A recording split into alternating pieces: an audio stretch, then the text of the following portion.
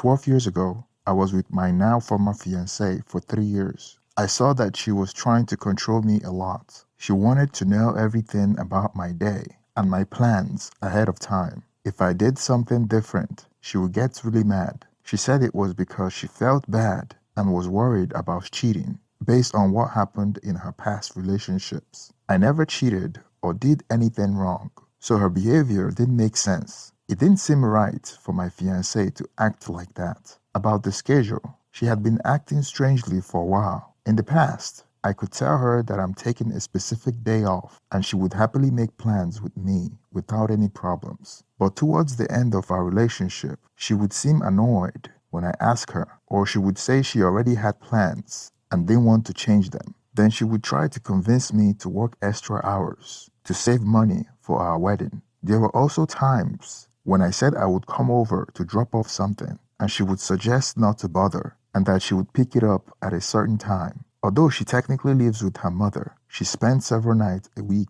at my place. Now, here's where things get interesting. After she asked for my schedule to make plans, which is busier than hers, I noticed she was texting someone else. In my job, if I work more than 40 hours, I can choose to take time off later. I am close friends with her brother, and we still are. We joke about this now, and he keeps reminding her about it. I texted him saying I wanted to plan something nice for her before our anniversary to make it a special surprise. The surprise was a nice hotel in Chicago, going to a White Sox game, visiting a science museum, and eating at the best sushi place in town. Not the most expensive one though. She and her brother worked at the same place where they make things. He made things and she managed shipping. He was nice enough to tell me her schedule. This is where things get tricky. Without me knowing, she was skipping extra work hours. She worked long days from Monday to Friday for 12 hours each day, except on Wednesdays when she only worked half the day. Around the time she started being very controlling, she began taking Wednesdays off. Luckily, I had saved up some days off, so it was okay for me to take a Wednesdays off. A few days passed, and Wednesday came.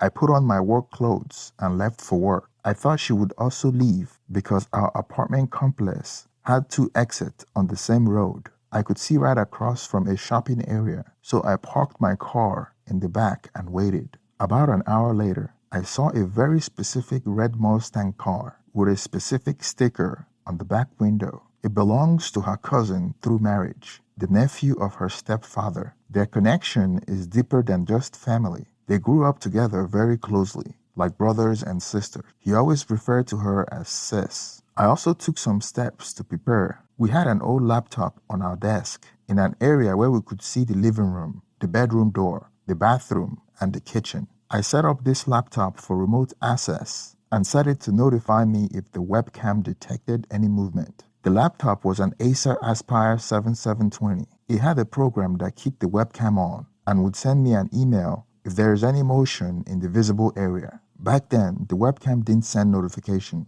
The laptop had a special program that watched for any changes on the screen. When the webcam saw movement, it would give a message. That's when I used remote access to see the live video. The other program was called TeamViewer. It's like an early version of something like Meets. It was mostly used in IT to connect remotely or to show how to fix something. All you needed was an IP address or a link to send the video directly to another person. Back in those days, live streaming wasn't a thing, and I was using a program called TeamViewer that was on my laptop. This program lets me send a video of what was on your screen to others, so you could show them how you do things on your computer. It wasn't great quality at all, haha. It was really choppy, like only 10 frames per second. But all I needed to see was a few movements and faces to understand what was happening on the screen. Giving her the benefit of the doubt, I thought maybe he was visiting to drop something off or help her with something, like her family usually does. Right then, I got a message, so I used my laptop remotely. He walked in without any hesitation, and she started to undo his shirt and kiss him. I made a special web link for the live video. While she was busy, I created a group text with family and another with friends. This was all done with TeamViewer, a $149.99 per month internet connection that had a speed of 50 megabytes per second, and they had smartphones. The link opened on a browser. The link was about my ex. being intimate with her cousin in my apartment. They had to click on it to see it. Not everyone in her family. Her mom, aunts were good with technology. Her brother was at work and couldn't check it, and her sister was in the same situation. Her cousins didn't have smartphone back then. Our group of friends though, oh boy, we were a young bunch of adults, and most of us were quite familiar with smartphones and had Wi-Fi. Back in those days, you could only have up to 10 people in a group text. If you had Sprint or Nextel, it was really chaotic, but all of us in the area had AT&T. My backup software could save picture messages, and back then, group texts were saved as individual messages, so it was a bit of a mess. Plus, at that time, the software didn't save media messages. My ex and her cousin were both part of the group text, but at that moment, they were busy and didn't check their phones. They didn't even wait. They could have gone to the bedroom, but no, they decided to get intimate right there on the couch. I shared the web link, friend group chat, and the family group chat. Her grandma was in the family group chat too, but she was too old to understand how to use it. In just a few minutes, my phone started ringing constantly with calls from both friends and family. There was no way to undo what had been done. Her phone was buzzing like crazy, but she was ignoring it. It wasn't until the fourth or fifth call that they decided to pause their activities for a bit. I sent a text to the group that said something like, Kitty, not her real name, but close, is involved with Doobie, not his real name, in my apartment. It's important to know that where I live, I can record things inside my home. I was the only one with legal rights to live there. She wasn't listed on the lease, and he didn't live in the same place either, so she didn't have permission to bring him into my place. Just so you understand, the state I'm in lets me record my personal space, even if others weren't officially staying there. I was the only person on the lease because she had a special arrangement with her mom's house. This happened because she had to do probation for something silly and couldn't be on the lease due to that. She didn't live in my place. She only stayed with me a few nights every week.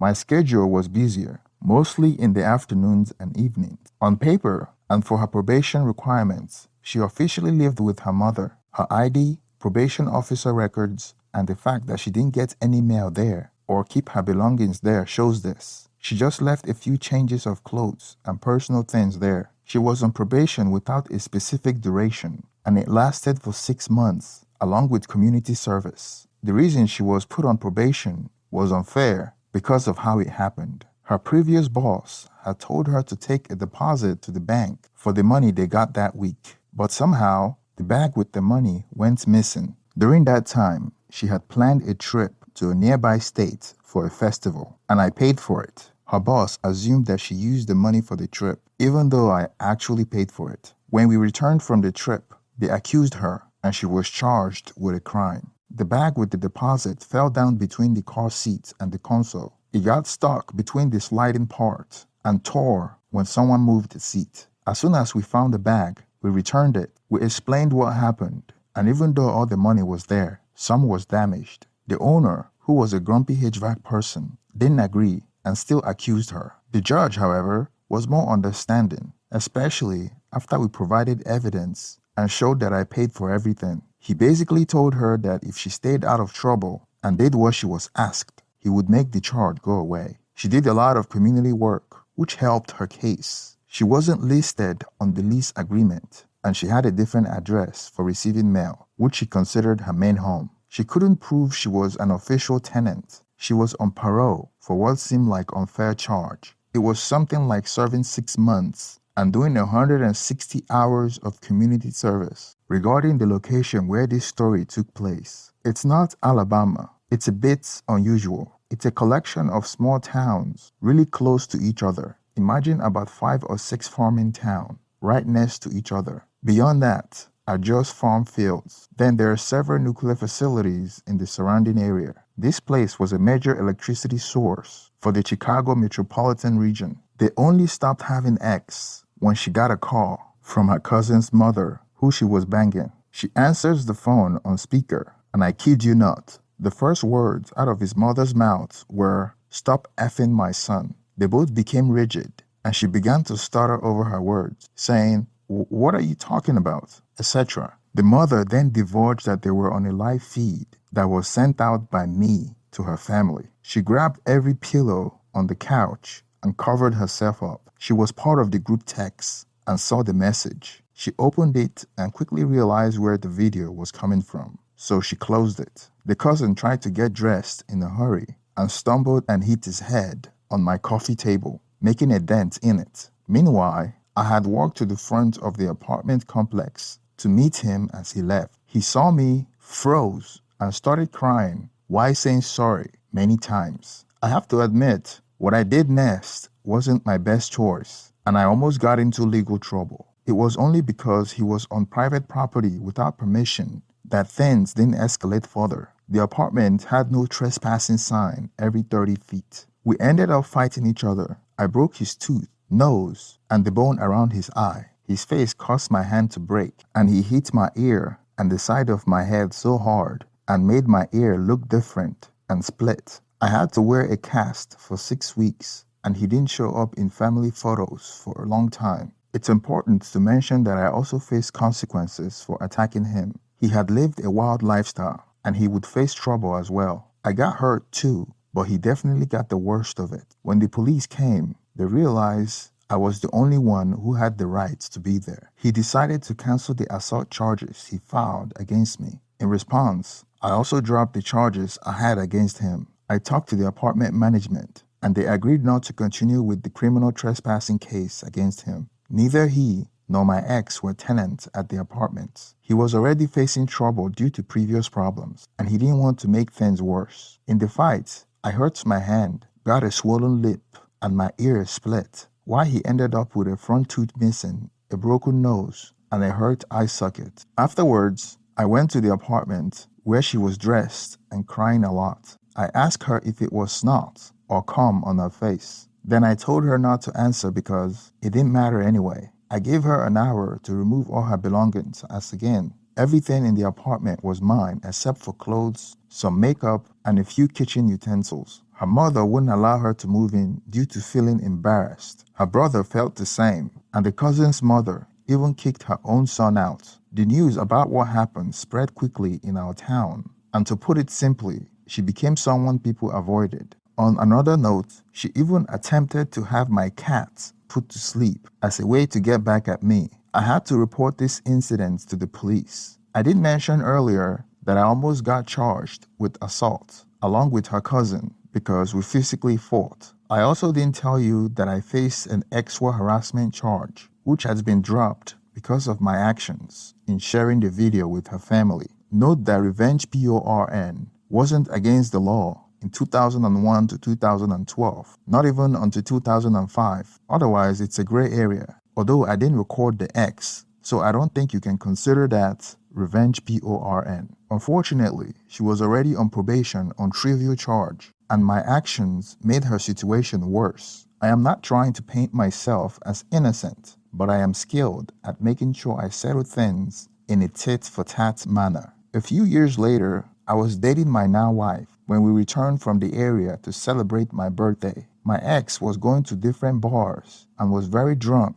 when she approached me, wanting to make things right for what she had done. I told her to go away in a not so kind words. She began to cry, got upset, and threw a drink at me. My now wife pulled her outside by her hair and gave her a strong slap. We had 3 more encounters after this incident. She wouldn't return my key and even took my cat and attempted to have it put down. I had microchipped the cat before we started our relationship. The vet reached out to me to confirm, as she wasn't the person listed on the microchip. I intervened before he took any action. But before he did, I asked the receptionist to confirm that the person in question was a woman with brown hair and big breasts. She did confirm it, and I explained the situation and what had occurred. The receptionist, who was a bit of a casual pot smoker and knew us from similar groups, agreed to call her some not so nice names. This caused more problems, but it eventually stopped after I warned her that I might report her for taking things, and the vet threatened to involve the police for mistreating of animals. Later on, she moved to another state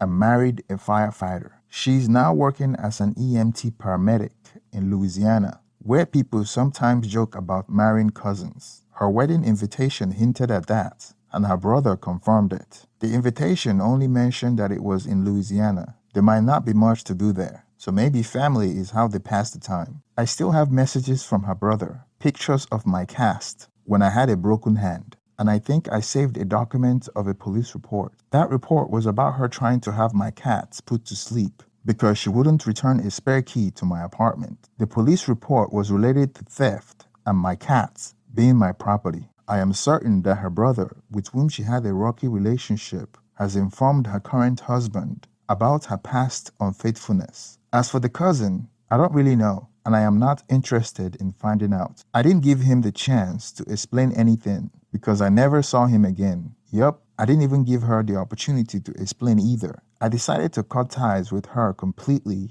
and indefinitely. Thank you for listening to the video. Please support the channel by hitting the thumbs up and also subscribe if you haven't already. Thank you and